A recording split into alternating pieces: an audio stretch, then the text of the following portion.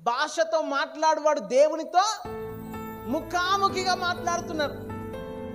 మనుషుడు ఎప్పుడును మరి తెలుగులో మాట్లాడితే ఎవరితో మాట్లాడుతున్నారు? తెలుగులో ఎవరితో మాట్లాడుతున్నారు? దేవునితోనే మాట్లాడుతున్నారు. కానీ దేవుడు రిప్లై ఇయ్యడు. దేవుని రిప్లై ఏ భాషలో ఇస్తున్నాడు? ఆత్మ భాషలో ఇస్తాడు. అందుకే నువ్వు భాషలో మాట్లాడినప్పుడు ఏమవుతుందంటే అది ఎవ్వరికి అర్థం కాదు. రాజుకు దేవునికి మాత్రమే అర్థమవుతుంది. దేవుడు నీతో మాట్లాడినప్పుడు నీకే అర్థమవుతుంది, ఆత్మ భాష కలిగిన నీకు. సో ఒకవేళ నీకు ఆత్మ భాష, పరిశుద్ధాత్మ భాష, అన్య భాష అనేది నువ్వు పొందుకోకపోతే ఈ భూమి మీద దేవుని సన్నిధిలో నువ్వు నిలబడడానికి అర్హుడవు కాదు.